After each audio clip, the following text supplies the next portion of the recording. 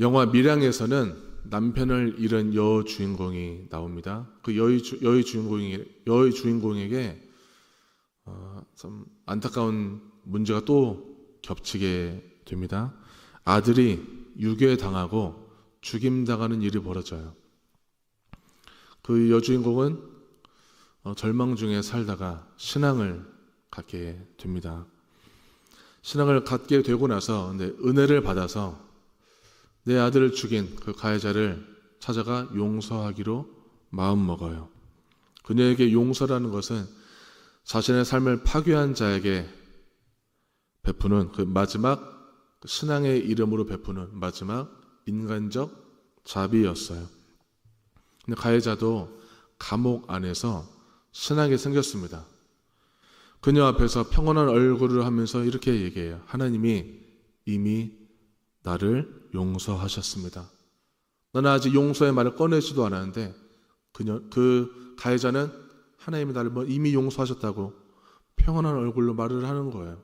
내가 아직 용서하지도 않았는데 어떻게 하나님께서 먼저 그 자를 용서하실 수 있습니까?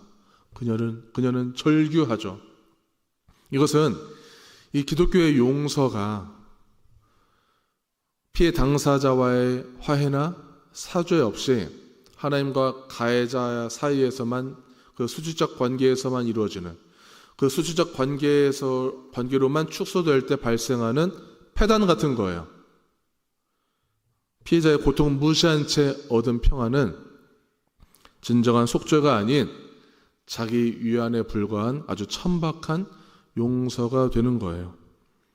죄에 대해서, 범죄에 대해서 어떤 사회적인 책임, 윤리적인 그런 책임을 통감하지 않고 신이라는 그 면죄부 뒤에 숨어서 2차 가해를 입히는 뻔뻔함을 보여주는 거예요. 이 종교적인 교리, 용서 말고도 너무나 많은 그 종교적 교리들이 인간의 그 실존적인 고통을 얼마나 쉽게 소외시킬 수 있는지를 보여주는 메시지가 있는 영화라고 생각합니다. 우리가 좀 전에도 찬양도 불렀고 우리가 자주 고백하는 것 중에 은혜라는 말을 참 많이 써요. 은혜라는 것은 정말 좋은 거예요. 근데 은혜에는 가짜 은혜도 있어요. 은혜가 어떻게 하나님의 은혜가 진짜가 있고 가짜가 있을 수 있는가? 우리 의아하지만 은혜 중에는 은혜를 포장한 진짜를 가장한 가짜도 있다는 거예요. 신학자 본 회퍼는 이 값싼 은혜에 대해서 비판했었어요. 당시 독일 교회는 누구나 손쉽게 아무런 대가나 희생 없이 은혜를 얻을 수 있고 구원을 얻을 수 있다고 무분별하게 가르쳤습니다. 그래서 그 은혜와 구원은 하나님이 주신 것이라고 명명은 하지만 자기 위안을 위해서 스스로에게 부여한 가짜들이에요. 구원의 확신도 그렇고 은혜도 그렇고 내 마음 편하자고 그렇게 가짜 은혜를 스스로에게 부여하는 거예요. 누군가의 고통들 그리고 우리 성도님들 주변에 있는 그 성도님들의 아픔과 힘든 이야기를 들으면 얼마나 힘들어요. 그 이야기를 듣는 것만도 참 힘든 일이에요. 엄청난 좀 소모되는 게 많은 거죠. 근데 그 누군가의 고통에 대해서 그 고통을 객관적으로 파악해보는 것, 그 고통을 얘기하는 그 사람의 심정을 깊이 헤아리는 것, 그리고 그 해결책을 고민하는 모든 과정은 정말 엄청난 정신적 에너지와 감정의 소모가 있어요. 근데 그런 에너지가 있으면은 충분히 공감해 주겠지만 그런 에너지가 없을 때는요, 우리 너무나 쉽게 말해요. 다 잘 될 거야. 기운 차려. 좀 기도 좀 해봐. 다 뜻이 있을 거야. 하나님 다 뜻이 있을 거야. 우리 이런 말 하는데 이런 말 자체는 나쁜 건 아니에요. 이 말들은 다 좋은 말이에요. 이 말 한마디 덕분에 우리가 힘을 얻을 때가 정말 많아요. 그런데 그런 에너지가 없을 때 툭 튀어나오는 이런 말들, 내가 에너지가 없을 때 굳이 에너지를 쓰지 않고도 그런 위로의 말을 던지는 그런 말들을 우리가 손쉽게 쓰게 됩니다. 뭔가 말은 해야겠고 들었으니까.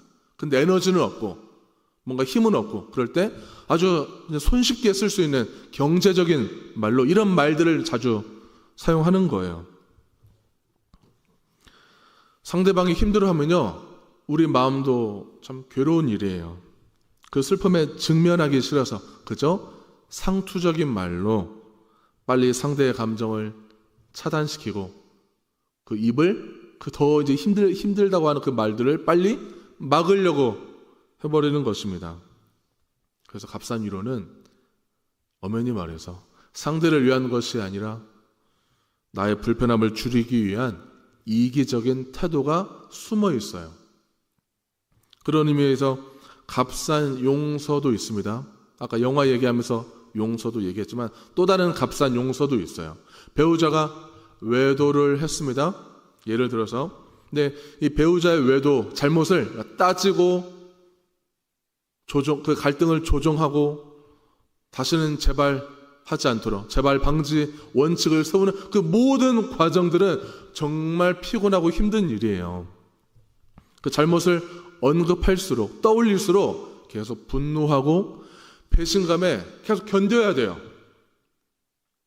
근데 배우자는 그래도 마음에 찔리는 게 있는지 모르겠지만 미안해, 다시는 안 그럴게, 사과했어요. 근데 그 말을 듣고 사과를 했다고 해서 그 관계를 빨리 정상으로 되돌리려고 죄를 그냥 덮어버리거나 금방 용서해 주면은 반드시 독이 되어서 돌아오게 됩니다. 내가 너 그렇게 용서해 주면 저 사람 변하겠지 하는 이 막연한 믿음이에요. 진정한 반성이 없이는, 처절한 반성과 책임에 따르지 않는 용서, 처벌 없이는 똑같은 죄를 반복하게 저지르는 토양만 다시 마련해 주는 꼴이 되는 거예요. 그래서 이런 말이 있습니다. 빠른 용서는 빠른 외도를 불러온다. 절대 빨리 용서해 주면 안 되는 것이. 이거 외도만이 아니라 인간관계에서 진정한 반성 없이 빠른 용서는 금물이라는 거예요. 본 회퍼가 말한 이 값싼 은혜라는 것은 진정한 뉘우침이 없는 용서의 선포예요.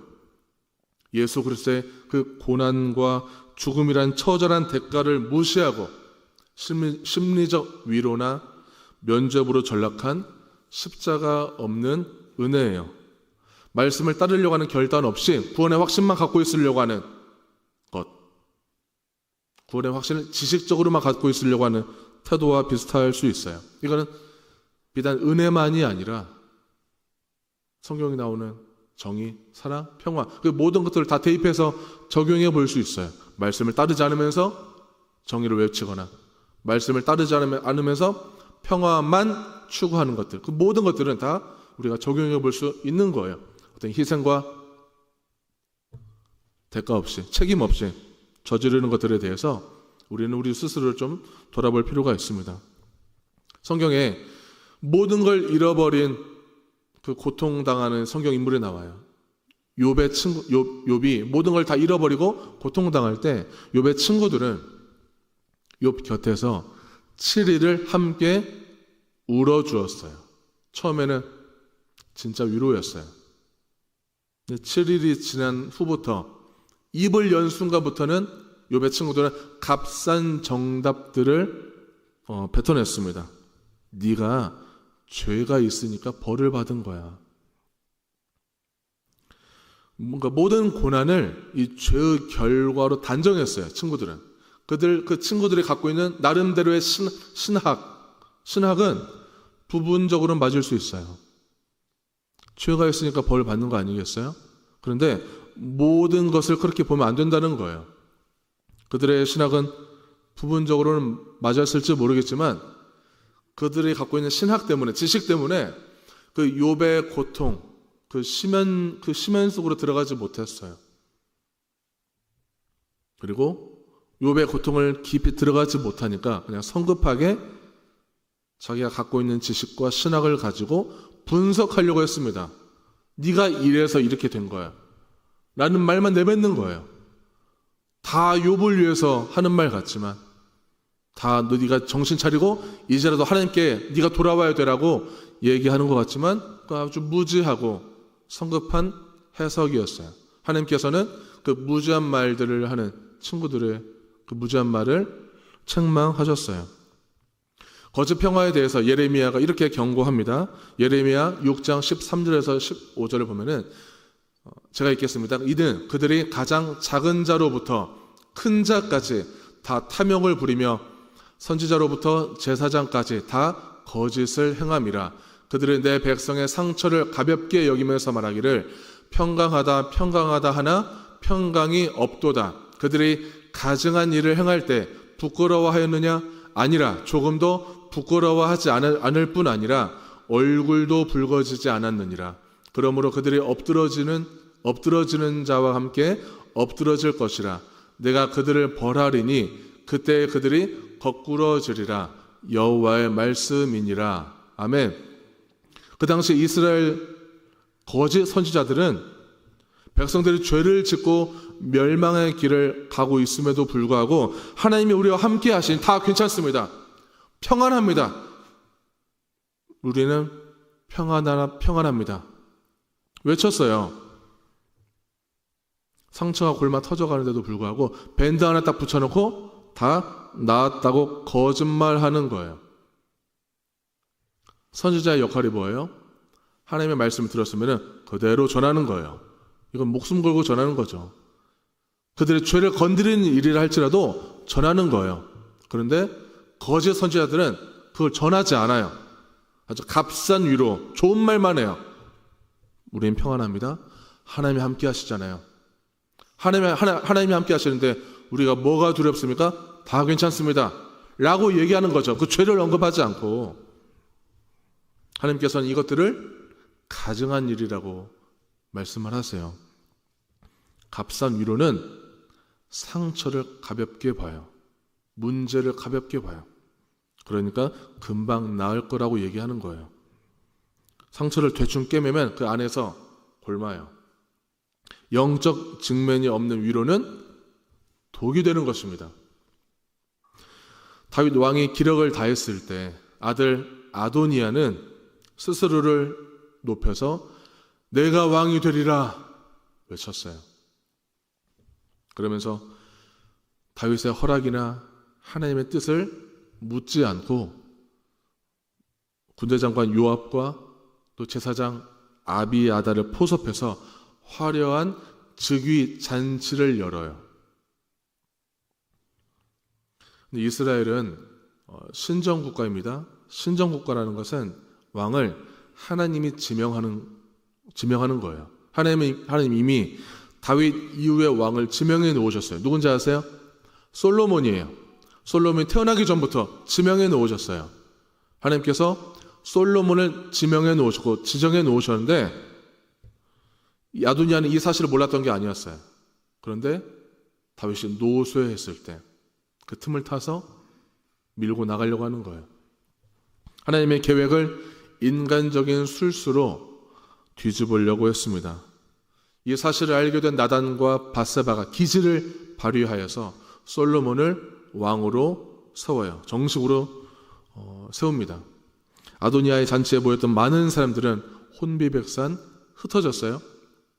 목숨의 위협을 느낀 이 아도니아는 절망 가운데 성전에 달려가서 성막에 있는 이 제단 뿔을 잡아요. 제단 뿔을 잡는 행위는 하나님의 그 긍휼과 보호를 요청하는 행동이에요. 하나님 저 좀 살려달라는 어떤 긍휼을 베풀어달라는 행동이죠. 솔로몬은 아도니아를 처단하지 않아요. 기회를 줘요. 용서하고 기회를 줍니다. 근데 이것이 값싼 용서의 출발이 되었어요. 다윗이 죽은 후에 아도니아는 밧세바에게 찾아가서 다윗의 마지막 후궁 아비삭을 자기에게 달라고 요청합니다. 왕의 후궁을 달라는 것은 왕권에 대한 도전을 하는 거예요. 여전히 이 왕좌에 대한 탐욕을 버리지 않은 거예요. 솔로몬의 그 용서를 자신의 진정한 반성이 아니라 정치적 기회로 이용하려고 한 거예요. 솔로몬이 그 본심을 파악한 후에 아도니아를 처단합니다. 결국 이 값싼 위로와 값싼 용서는 직면할 용기의 부재에서 나오는 거예요. 직면하지 않아요. 타인의 고통 그리고 갈등의 현장에 머물러 있을 체력이 없으면은 우리의 말은 긍정의 말이긴 하지만 얕은 긍정의 말이 나와요. 그리고 성급한 화해의 지름길을 선택하고 말아요. 고통의 인내 그리고 처절한 회개를 생략해버리고 평안과 관계의 회복이라는 그 결과만 취하려고 하는 교만이 들어있어요. 영적으로는 죄를 가볍게 대하려고 하는 태도입니다. 죄를 직면하지 않고 변화가 없어도 상관없다고 생각해요. 하나님 앞에서 책임을 자꾸 흐리게 하려고 합니다. 값싼 위로는 죄를 덮어버리고 값싼 용서는 죄를 반복하게 만드는 거예요. 그렇다면 진짜 은혜라는 것은 무엇일까? 오늘 읽었던 본문 15절 말씀을 같이 읽겠습니다. 우리에게 있는 대제사장은 우리의 연약함을 동정하지 못하실 이가 아니요 모든 일에 우리와 똑같이 시험을 받으신 이로되 죄는 없으시니라. 아멘.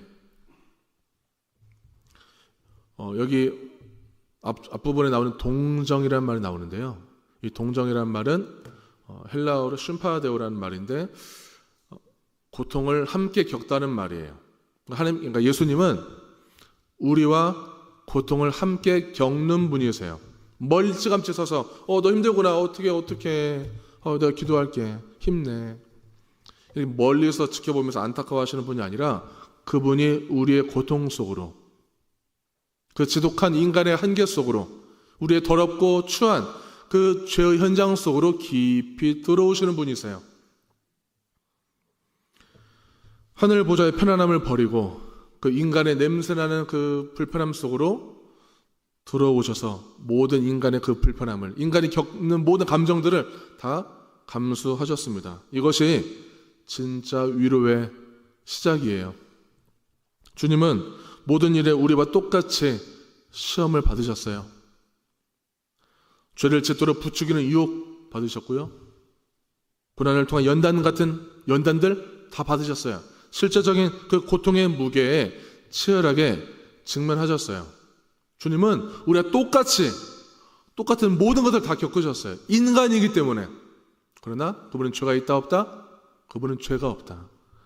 우리가 똑같이 모든 걸 겪었지만 죄가 없다. 우리는 이것이 마음에 확 와닿진 않지만 예수님은 그런 분이시라는 거예요. 예수님께서는 배신도 당해보셨고 굶주려 보셨고 억울하게 매도 맞아 보셨습니다. 모든 것을 다 겪으신 분이셨어요. 그래서 주님의 용서는 값어치가 있는 거예요. 그분은 죄를 그냥 덮지 않으세요. 우리가 아파하면은 그 아픔의 깊이를 우리보다 더 잘 아세요. 그 아픔의 무게, 내가 좀처럼 이것 때문에 생사를 왔다 갔다 하는 그 순간 속에서도 하나님은 그 모든 걸 그 무게를 다 아시고 같이 견디시는 분이십니다. 그리스도인들은 가끔 이런 생각을 할 때가 있어요. 우리는 손해만 봐야 되나요? 우리는 그냥 당하기만 해야 되나요? 예수님도 그렇게 사셨으니까 우리도 당하기만 해야 되나요?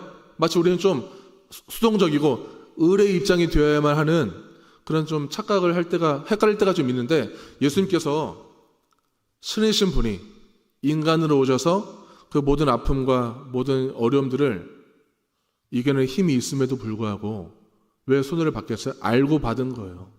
예수님은 그 아픔과 그 견딜 수 없는 무게들을 다 알고도 받은 거예요. 그래야 그 죄들을 짊어질 수 있기 때문에. 죄의 대가를 당신의 죽음으로 직면하셨어요. 우리 16절 말씀 같이 보도록 하겠습니다. 그러므로 우리는 긍휼하심을 받고 때를 따라 돕는 은혜를 얻기 위하여 은혜의 보좌 앞에 담대히 나아갈 것이니라. 아멘. 예수님의 죽음으로 우리는 그분의 그 따뜻한 긍휼하심을 받았습니다. 그래서 진짜 은혜를 아는 사람은 담대히 은혜의 보좌로 나아갈 수가 있게 돼요.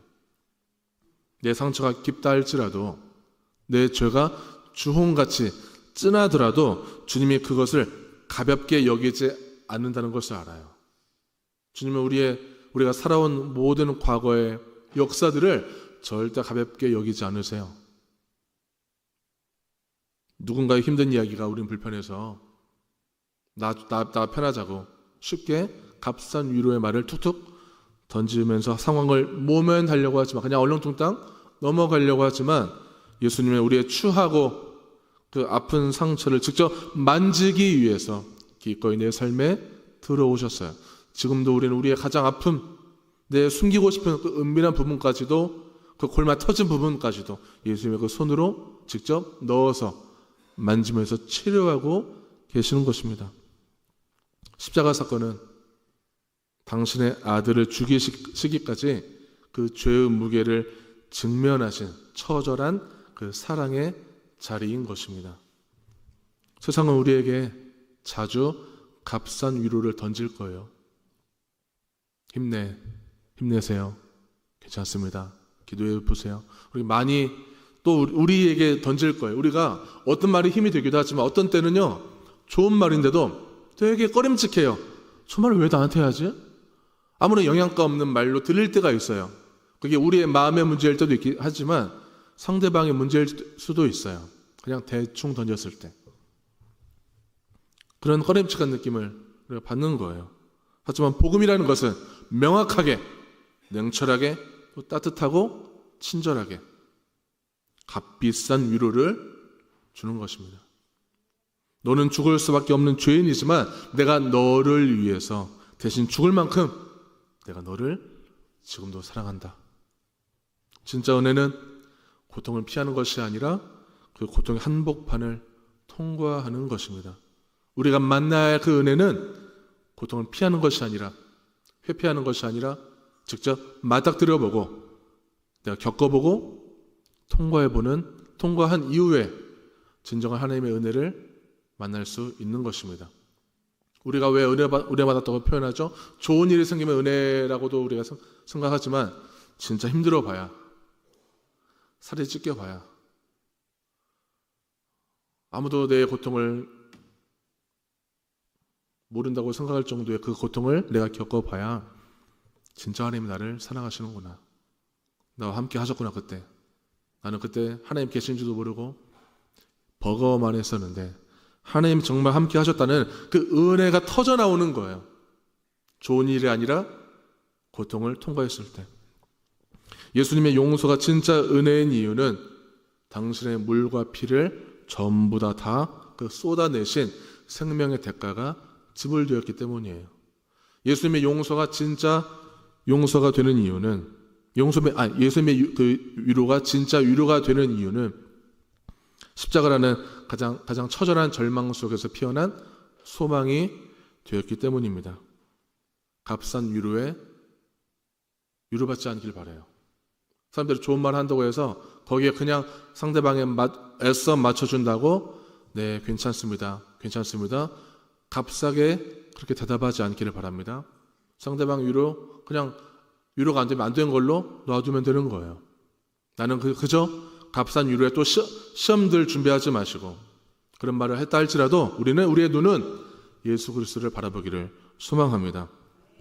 누군가 평안하다고 할 때에도, 다 괜찮다고 할 때에도 내가 정말 괜찮은가? 난 지금 안 아픈가? 이거를 하나님에게 눈을 들어서 예수 그리스도에게 내 마음의 실체를 인정하고 주님께 드리면서 나아가는 여러분들 되기를 바랍니다. 나의 추함마저도, 나의 아픔마저도 정면으로 마주해보고 십자가에서 그 값을 다 치르신 예수 그리스도께 나아가기를 소망합니다. 그 무겁고도 영광스러운 진짜 은혜가 성도님들을 다시 살게 하는 그 하나님의 그 주권적인 은혜로 오늘도 충만하기를 주님의 이름으로 축원합니다.